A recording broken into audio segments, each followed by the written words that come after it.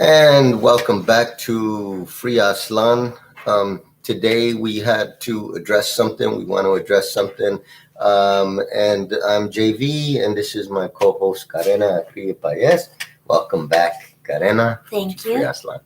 Absolutely. So every now and then, we usually do stories, interviews, stuff like this, address the community about certain concerns, different forms of oppression that we are struggling against here in within the Chicano nation under occupation.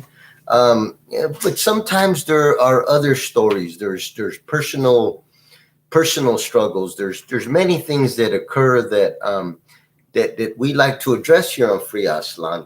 And one of the things is most recently, as you can see from the thumbnail, my little primo in the thumbnail picture. And normally I wouldn't, post pictures of people with holding anything in their hands. Can be considered a weapon of any sort because we know the pigs routinely love to, see that and point to some kind of threat. They love to criminalize us in so many ways. They look for every opportunity. They watch everything that we do. And not only them, but their agents, pig agents and pig lovers, they love to do this. So this is something that we try to, at least, I've always tried to watch something like this.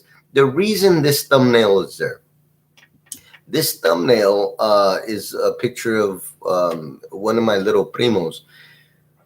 This picture was actually used as a thumbnail in another, a YouTuber's thumbnail.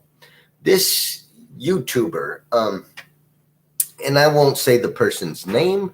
I won't mention their show. Their show is not worth mentioning. However, it is somebody that routinely has, different shows on YouTube, mostly about prison-related situations. And this is something that, this person, and there's a few people on YouTube. I'm sure some of you know. In these Basura, they have these programs where they're talking as almost like experts on lumpen organizations and activities behind the walls. These are people who compromised folks. These are people who, cannot go back to the general populations in the prisons for many reasons. So these are people whose morals and principles are definitely corrupted. These are people that cannot be trusted, should not be supported in any way. But I wanted to address something. This person used my family member's picture in their thumbnail to discuss my little primo. They spoke about my little primo and made the absurd allegation of my primo dreaming to do different activities against the pigs. Completely absurd. So when I saw this, I was, somebody forwarded me this link and said, hey, isn't this your primo?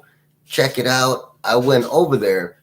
I could not believe that this Basura would make this video, would address my little primo, allege that he had dreams of, taking certain actions against the pigs. This is absurd, as I said. It's ridiculous. It's and so this is something that I felt that, Free Aslan had to do a show on to address. This is something that we cannot do media and allow other people to do false media and propaganda against, especially against our family members. This is my little primo. So I wanted to clarify, do this show. I wanted to clarify for the, for the viewers that, one of the things that, I should say is my little primo, was arrested. Um, and this person, this piece of basura who did this video a few days ago on his YouTube channel, um, this person acts as if this was done yesterday, as if this was just done, breaking news. I just dug and I found this case. This occurred 5 or 6 years ago, let me say. 5 or 6 years ago, my little primo at the time was like 19 years old. We have had family members who, were, who have been murdered by the pigs. I have a primo that was murdered by the pigs in 1972. So my family has been dealing with pig murder. I know it's kind of a trend now, and it's kind of like, popular, and many people are like, yeah, the FTP and and all this stuff, and against the pigs, and all lives matter and all this stuff. My family's been coping and dealing with pig murder before it was fashionable, before it was even popular, where people want to say wear a t-shirt that says FTP. Before all of that, my family was dealing with it. We're talking 50 years ago, my family was dealing with pig murder, and unarmed. Our primo was killed unarmed by the pig, shot and killed by San Jose PD. So my family knows very well the trauma that many are now going through in the last 5-10 years. My family's been going through it for 50 years. So, we're well aware, well informed of everything to do with what families go through when they are traumatized by police murder. That being said, my little primo, 5-6 years ago, 19 years old, he's online, he's seen the pig murders and stuff like this, and it infuriates him. He's mad. He understands what we've gone through, my family, and so he makes a comment or two, FTP, what have you, this is bullshit, whatever. And somebody responds to my primo, and kind of, yeah, I know what you're feeling. I've been through that too, and my family's dealing with it. My little primo, they engage in conversation. It's normal to engage in this. Yeah, I feel you. I went through this, etc.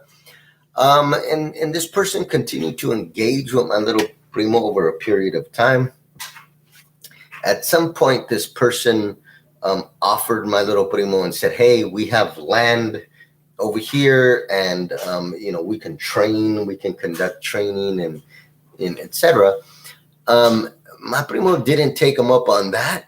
However, he then went to the next plan B and offered to give my little primo a firearm, to give it to him for free. Mm-hmm. I have some extras. I'll give it to you. I just want to make sure it's being used in the right way. And, promise me that you'll use it on those who need it. And, there's a lot of different talk that was going on that kind of alluded to it being used in a way that today is considered, quote unquote, illegal. And I won't get into all that, but you could use your imagination in there. And, my little primo at the time, 19 years old, he's like, hey, this jackass is going to give me a free firearm. Like, okay, give it to me. Like, whatever. He's not understanding the legal penalties that he's going to, he's not understanding that he's actually crossing into a realm where he can be held accountable for certain laws, under certain laws, breaking certain laws. And so, he doesn't understand that. So he agrees. Yeah, whatever. Give me the firearm. Yeah, whatever you say, give me it. So he goes and meets with this person. And of course, the person turned out to be a pig. Now, according to this, this person, this YouTuber who, this person, creates this story of, he was a part of a revolutionary group and wanted to take up armed struggle, etc. Completely fabricated. This piece of basura does not know my primo, does not know anything other than maybe hearsay and a pig's version of what could have happened or what they believe to have happened. I know this is my family member, my little primo. That is completely false. My little primo, somebody was offering him something. Yeah, give it to me. Just like most people, whatever, give it to me. And, and it had nothing to do with this dream that this basura is saying that my primo wanted to do this and do this to the pigs. And he was not part of a revolutionary group. He was not on the path of armed struggle. Completely false. And was he young and just not thinking? Absolutely. Was he this somehow somebody who created this underground movement of armed struggle that were targeting certain opposition forces and striking the heart of imperialism? Absolutely not. That's just ridiculous. So it's just ridiculous. But it's funny how people that don't know this story, and whatever the pig's version, we have to remember who we're dealing with. We're dealing with pigs. The pigs, they cannot be trusted with anything, and anything that they say. I will just say this: my little primo, according to this basura, he tried to allude to. Well, he actually said that, stated, and this is crazy that that my primo was attempting to harm the pigs. That's a very, very big statement to say when we know that if someone were to be arrested for conspiring to do something to the pigs on this level involving firearms, you're looking at a life sentence. You're looking at, somebody being labeled as a domestic terrorist and done. Yeah, the YouTuber that did it also, he likened the situation to a very popular thriller movie that is like kind of a cult classic that is about massacring. And so he immediately tried to transpose that scenario onto, all these assumptions that he was making about Joey's relatives. So, the irony there and having this YouTuber's particular perspective all of a sudden go and sensationalize the kind of thing that he should know better than to sensationalize, kind of made it a very gross appeal to clicks probably and some traffic to his channel. Yeah. And I just I won't say the name of this person's channel, but I would just say, I call it a basura's perspective. Some of you probably know what it is and you can, figure out by that. It's a big hint, I don't look at but I was sent this link. Somebody said, "Isn't this your primo?" And I could not believe it. This person painting my primo as, the Tiburcio Vasquez. My primo was 19 years old. He was trying to, somebody offered him a firearm and, hey, like most 19-year-olds in the barrio, they're going to take that, slide that. I need that, I need that. Now, whether he was going to, what he was going to do with it or what have you. Anybody that would get it, I would assume would have it for protection. and self-defense. And so, but they try to blow it up like, my primo was, just, it's just incredible how they twisted this up. But it does highlight something that many go through in these false U.S. borders, and that is entrapment, right? Entrapment's a very real thing. It's something that we have to be very conscious of, that it happens, that it's something that, that we have to guard against. We have to be very vigilant of entrapment. But entrapment, some are, we know it's kind of setting you up, and, but how about we read, what is the meaning, the definition of entrapment, at least in California? Okay, in California. So this is from a law firm's website, Kraut Law Group, that specializes in legal defense entrapment. And so this is the definition of entrapment. Law enforcement agencies frequently rely on undercover sting operations to catch criminals in the act of committing criminal offenses. The operations produce thousands of arrests and convictions each year. However, in some instances, the police in these operations may cross the line of what is considered legal conduct. It goes then to, do you want to read this, or do you want to read the? Either one. Okay. So entrapment is defined as a situation in which a normally law-abiding individual is induced into committing a criminal act they would have otherwise not have committed because of overbearing harassment, fraud, flattery, or flattery made by an official police source. So in this case, the police was kind of he could be considered to kind of be flattering him by saying Absolutely. I would say all of the above. And I think the definition definitely describes my primo to the T. My primo was a law-abiding citizen, individual. Shouldn't say citizen, but law-abiding individual.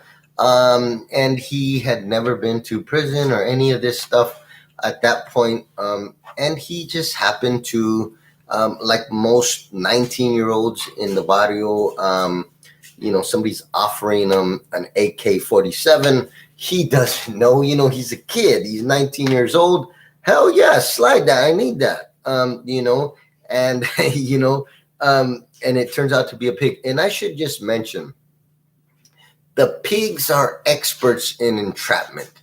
They actually go to classes where they teach them how to entrap people. They spend many hours working out different scenarios and how to entrap somebody in different ways. And they do that because, and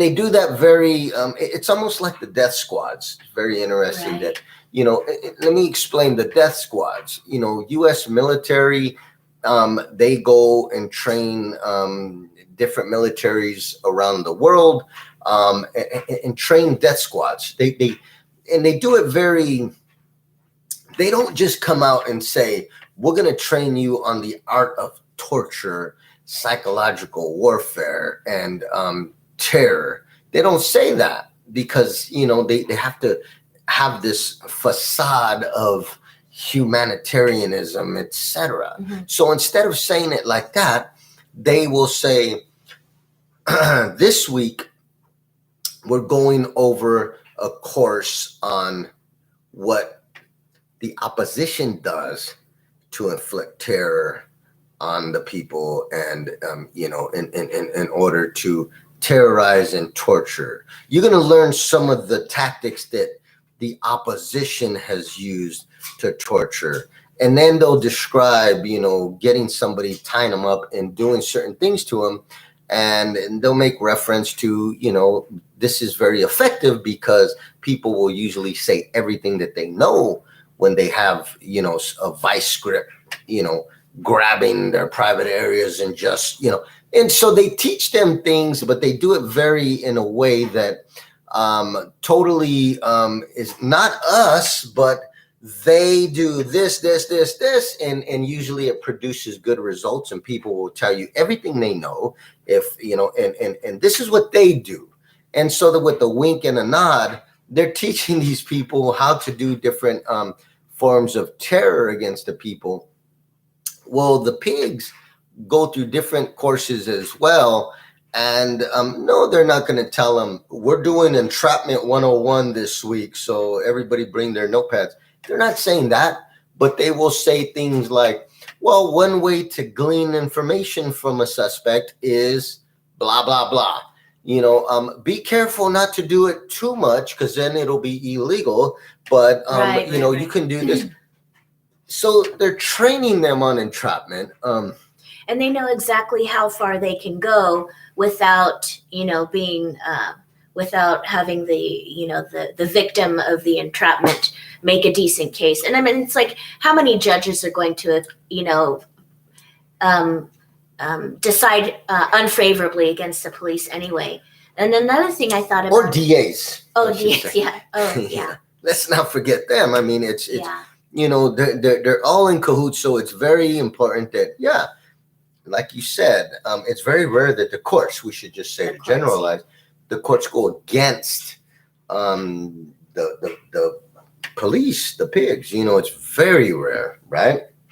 Yeah. And so, that's why they act as judge, jury, and executioner with impunity, because they don't get prosecuted. They always, even the police are able to say, I was afraid at the time. That's how they shot Adam Toledo right in the chest. The police officer, Adam Toledo, was a 13-year-old who was shot in the chest. It was Los Angeles, right? Yeah, he was a 13-year-old who was running from the police. He apparently was carrying something that he discarded while he was running from the police. And then since the police were able to say they saw him throw something, they, were immediately knew they would be justified in saying that they felt scared. And they shot a 13-year-old who was unarmed with his hands in the air directly in the chest.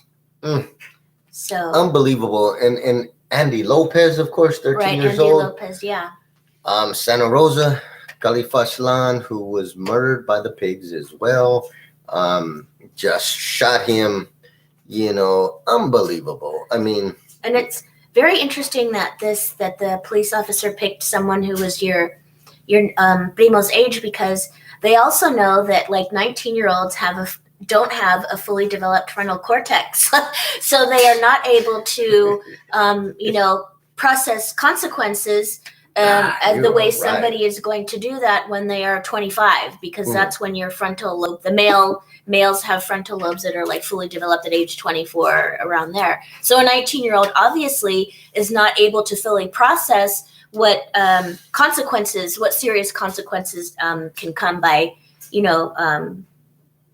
engaging in this kind of behavior. So yeah, it's too easy. They made it too easy. It's too easy. And of course they're targeting Chicano youth. Right. Why didn't they do this to white youth? They're not heading absolutely not. They're not in Dublin out there trying to target, targeting little Kevin. Right. And absolutely not in the Nob Hill area of Frisco. They're not going after Amy, but they certainly will go after, Juan and Maria. They did just, it's just incredible that they would, target, certain populations, but that they stay away from, especially the white nation. That's off limits. Like, do not do that. Can you imagine the scandal in, if we were to see in Los Altos Hills, the police go in there and, they do this to, white youth at the local park, the local golf, country club. What would? Because any 19-year-old white kid is going to say, hell yeah, I'll take that. Any youth would say that. Any 19-year-old would be like, hell yeah. And so there's definitely targeting the Chicano nation. And it's not a surprise. It's just that it just added layers of concrete examples of this war on Aslan. And it's, and we have to remember and, you know, and so, you know, when it comes to my primo, again, I don't know why this is barely hitting the media, why the Basura's perspective is speaking on my family like this. I don't understand it. I'm not too happy about that, and it's very disturbing to me. I don't like that. And so I had to address it. I had to address this. And, you know, so for the record, my little primo is not, you know, obsessed with doing stuff to the pigs. My little primo is not somebody who, is not a domestic terrorist, Do of you want course. to mention the movie name? He linked it. Absolutely. Oh, it was the YouTuber compared his cousin to the protagonists in Natural Born Killers. Unbelievable. So that is unbelievable. Yeah, that's very unbelievable. Like and for this basura piece of mierda who doesn't even know my primo, like he don't even know him. He's never met him, and for him to publicly, refer to him and compare him to a movie like Natural Born Killers. And this is why I'm, without even knowing this person, I compare this person to a piece of mierda. Like, who would do this? Who would do this publicly? Like, that's a big jacket to throw on somebody publicly. Like, who does it? It's almost like in terms of like, it's almost as, on the level of what the police did by trying to entrap him, because the YouTuber is not only saying that he's inclined to be a killer, but he's saying that he was inherently a killer. And so, like, on what basis are you looking at someone and making the determination that they are inherently, murderous? And so that's like a very disturbing stretch to make about somebody that you don't know. When you build your YouTube channel on like kind of shady news, like sensationalist people that are stories of oppressed nations. Yeah, I mean, that's so like on the backs of the oppressed nations, you're getting these 20,000 hits or whatever on this, exposing not only the oppressed nations but the inner workings of lumpen organizations, especially behind the walls. You're actually helping law enforcement. It's very sad that somebody would stoop to the level of not only, that's worse than being an informant. It's almost like being an advisor to the oppressor nation and to law enforcement. Very bad. Very, very, I'm very, it's just it saddens me that people from certain backgrounds would work very hard to help law enforcement to continue the pattern of abuse and oppression. And for the record, I would say that my primo ended up with 6 years. He did 6 years for this crime. This crime that this person, talked about. He's trying to, build a revolutionary underground movement to take up arms. Bunch of BS. And I would say he did 6 years for that. There's no way in the world somebody would do 6 years for something that this YouTuber is accusing my primo, with my primo's picture on the thumbnail. And I used this picture on my thumbnail only because this YouTuber used the same picture. It's not that I'm promoting weapons or none of that. No, but because this person, I wanted people to see it and say, oh, I heard about that story and know what I'm talking about, without me even referring to this Basura's YouTube page, because it's not worth mentioning. It's horrible that somebody would, come out and speak like that about my family without knowing. And someone who supposedly has an inside knowledge of such things, and then they're going around and perpetuating the harmful stereotypes that they are supposed to be victimized of themselves somehow. So there's irony upon irony in someone who is will take the position to re-adjudicate the criminal case of his cousin, and using, an allusion to a movie about mass murderers is extremely disturbing. Absolutely. And I'll just say, I have a huge family, and none of my family members are mass murderers. Like, very nice people. My family is very, very nice. And so, maybe some of you all will meet them someday. They're very nice. And, but my family would never do something like that. We have very, very nice family members who are very, very warm people with very big hearts. So myself included, very good person. I love you all. So, I just wanted to clarify for the listeners that that is a bunch of BS that this person who spoke on my family. And it bothered me to the point where I said, you know what? I think it's very important to have a Free Aslan show to clarify this, that, my primo did 6 years, and he pled guilty to whatever he pled guilty to, took a 6-year deal only because he was 19 years old. They're threatening him with a life sentence. And he said, you know what? I'll take the 6 years with half time, get out in 3 years or whatever, and it'll be done. Like, it was total entrapment. If they had anything on him, they would not have gave him 6 years. That would have been a life sentence, according to this Basura YouTuber. He was saying that the person was trying to take down pigs. Like, if you're trying to take them down, take them out, you're going to get a life sentence for that. You're not going to get 6 years with halftime and do 3 years in in a camp somewhere no. So it's very important to note that a lot of this stuff that these Basura, these YouTubers that they put out there, especially about crimes and all of this stuff, a lot of it is a bunch of BS. This guy came out 2 or 3 days ago with this show on his YouTube, acting as if it was breaking news. I just got the scoop, and this is what happened. This happened like 6 years ago. Not only that, my primo got 6 years, got out a few years later.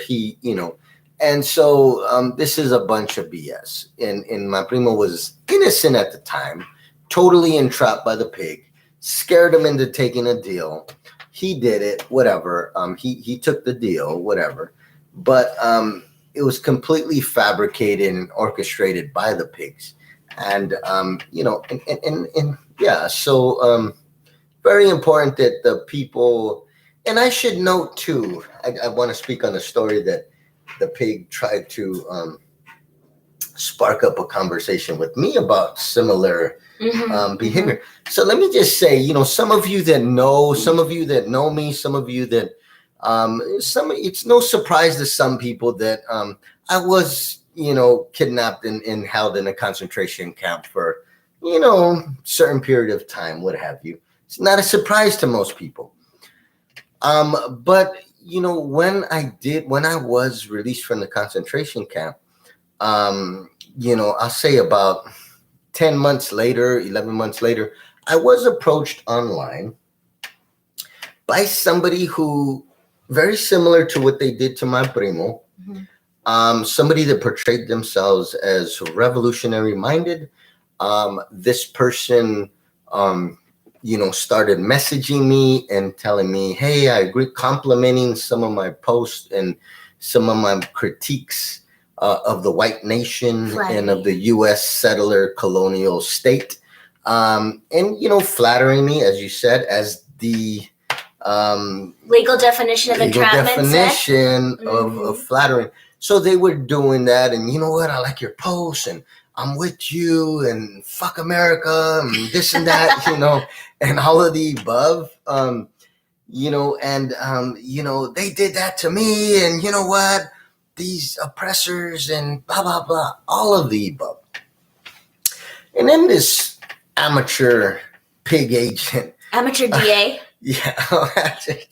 So this amateur wannabe DA, wannabe prosecutor, this person then propositions me online and says, Same thing they told my primo. Hey, we got some land. We train, we train in weapons, etc. And would you like to come? We'd love for you to come and to train with us and firearm train. And I, at the time, I was on parole at the time, and I was like, because as soon as this person tells me this, my, red flags are, yeah. flags are going off. Pig flags are going off. Flags are flying up, and they got a picture of a pig on the flag, like pig, pig, pig, pig. So I'm like, okay. So, I see it, but I'm like, this is very interesting. Like, this is funny. It's hilarious. Like, this person's, who do they think they're coming at with this BS? Like, amateur. It's amateur night. It must be amateur night. So I'm like, okay. I tell him, I'm on parole, right? Did you know that? Let me just let you know this. The person then said, yeah, it's all good. We love people. And this person's language, this pig agent told me, we love to have gang members and ex-gang members come and to get into the revolutionary organizing that we're doing and to help us with our revolutionary group. And so I had to clarify with this person. First of all, I'm highly insulted by that you define me as a gang member. Very insulted. Like, I am not a gang member. I'm not even, I wasn't a gang member. I'm not an ex-gang member. Like, I've never been in a gang. This is ridiculous. And, I'm very insulted that you would, identify me and say that classify me as a gang. I'm very insulted on that. And no, I don't want to go shoot guns with you somewhere on your land, your compound. I don't want to do that. And I said, I don't even want to have this conversation with you. So the person's like, oh, okay, but if you change your mind, we have a couple of people that been in a concentration camp too, and they were in certain gangs, and we think that. And I'm like, who does this pig agent think they're talking to? Like, this person thinks, like, really? Like, I've been reading about cases like this for 20 years. Like, are you kidding me? Like, you got to wake up very early in the morning to catch me slipping. Like, stop.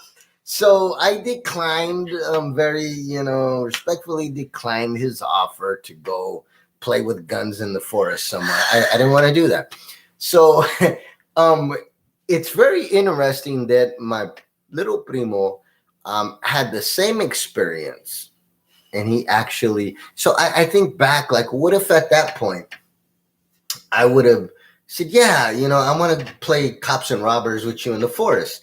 And I agreed to go meet up with this person. And, he hands me a weapon that, they have jammed up where it doesn't fire, but they just hand it to me. I want to give you this. And once I take it in my hands, they all come out and take. And so it's very important that we understand, that we remember and teach others, especially the youth, the very young youth. We might know, and a lot of times things that we know as adults, as, revolutionary minded people, what have you, sometimes we know, but sometimes we don't share that knowledge with others, especially our youth, our nephews, our little cousins, our, any kind of youth, even youth that we may mentor or interact with in other settings. It's important that we remind them of things like this. Mm-hmm. Entrapment is mass incarceration. I would say the majority of those who are fall victim to mass incarceration, the majority of that is due to entrapment. Mm-hmm. Absolutely. Whether it's youth entrapping other youth, it could be white youth entrapping brown and black youth. Hey, let's go over here and let's break into this store. And then you go do it, and guess what? Who gets arrested? Kyle turns around and said, he told me to do it. Yeah. And guess who the pigs believe? You're gone, even though it was Kyle's idea. And so entrapment is not just the pigs entrapping, it's also youth entrapping other youth, mostly white youth entrapping brown and black youth, because all pigs are going to believe a Karen, all pigs are going to believe a Kyle. We're the last ones if it's, and so it's very important that we continue to teach our youth, even if we're knowledgeable about things like entrapment, right?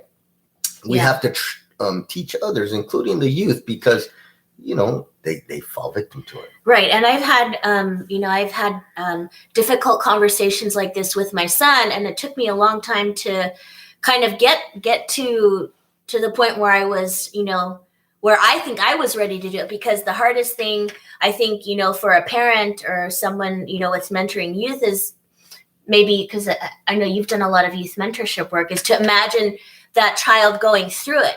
You don't want to even think of the possibility, like, oh no, that would never happen to my child. Right. I don't want to consider it, not at all. But then consider what happens if they are unprepared. If they run into a situation and they're unprepared and they don't understand what their options are, or they don't understand about these patterns that are used as strategies to reinforce systemic racism and mass incarceration of oppressed nations. They're unaware that these are tried and true strategies of the slave catchers since the Pig Patrol was invented.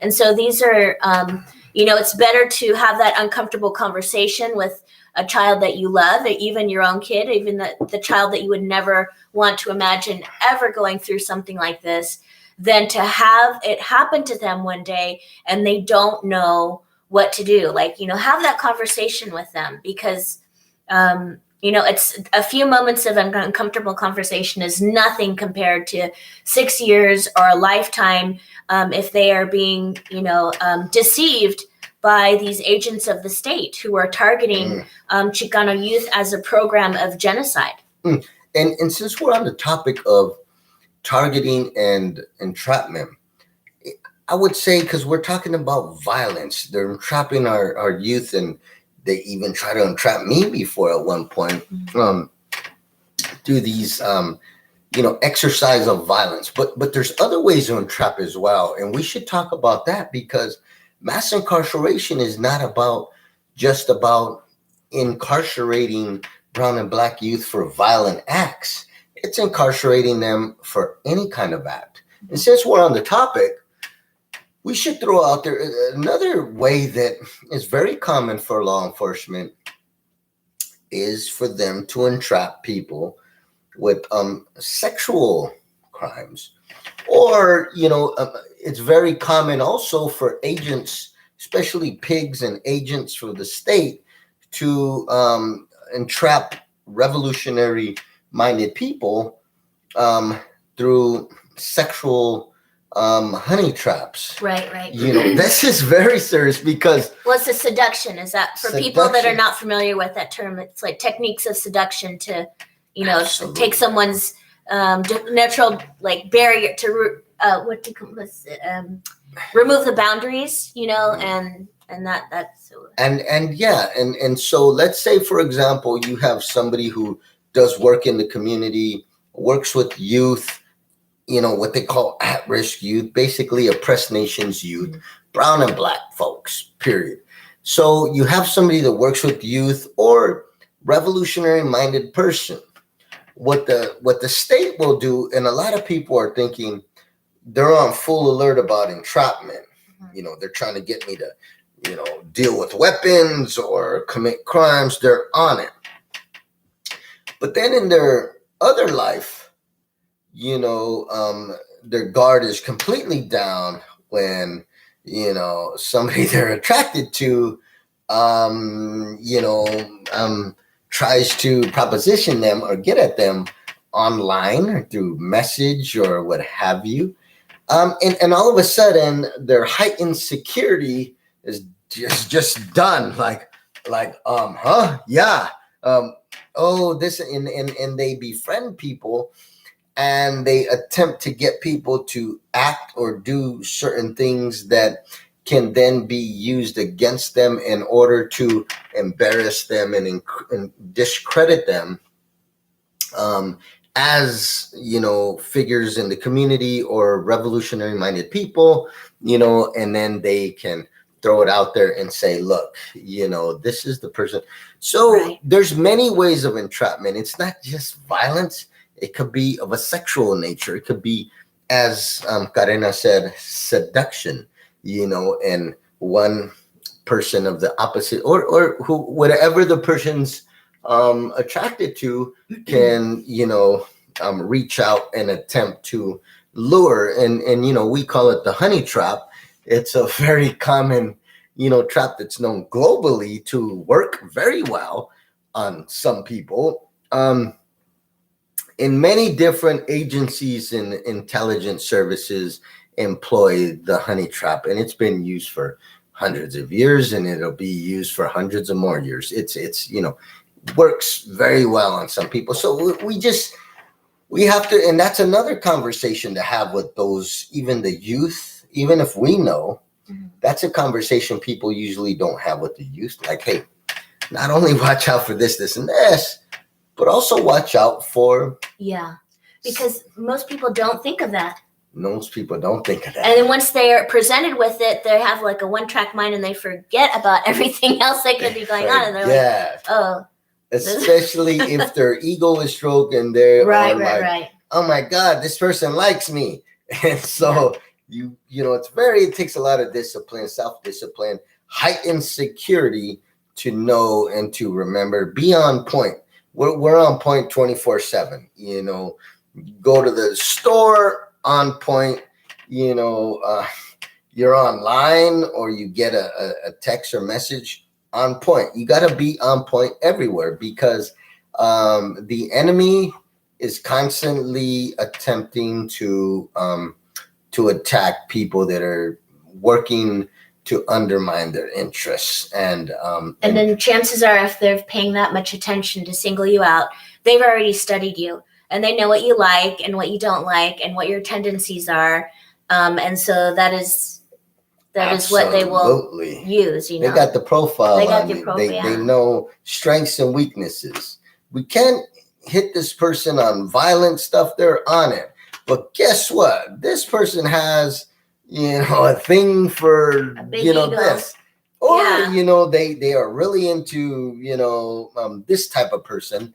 So let's slide this type of person their way and, get this person to act out of character in order that we can share those actions with the, with the community and totally embarrass and, destroy the person's, discredit the person, destroy the person's reputation amongst their peers, amongst the movement. So we have to be very cautious of this. By the time somebody is doing, I look at it like by the time somebody's engaging in certain activities that do get the attention of the state, by the time somebody is working on that level of getting state attention from the pigs and the pig agents, by then the person should know and be fully seasoned and aware and vigilant for these kinds of attacks. But again, it's not what you know, it's what you share with others, and especially our youth, the next generation. So just like my little primo, they don't fall for something like that. Very important. But yeah, any last words on this topic? No, I just say that I will express my disgust that the YouTuber tried to sensationalize something. So I'm glad that you have a platform where you can address it. So, and that's why another reason why independent media, of course, is important. So, nobody else is going to pay attention to this Chicano youth that, we have to do it. We have to we have to correct the story, or Joey has to correct the story, especially about his relatives. So Yeah, absolutely. And we'll continue to correct the story, and you will as well, Karena. Okay. She's a very good corrector of stories, by the way. She will correct the hell out of a story. So I love that. And, and this is what we do at Free Aslan. We try to correct stories, to clarify situations, clear the path, so that people can understand what is the path forward, how do we move forward, how do we maneuver under U.S. occupation, and settler colonialism. Is very, very important. And with that being said, I think we fully covered it, and clarified for the listeners. So I just want to say thank you all for tuning in. Remember, Chicano power, Chicano power, Chicano power. Free Aslan, and most of all, Mateo. Buenas noches, Raza. Buenas noches.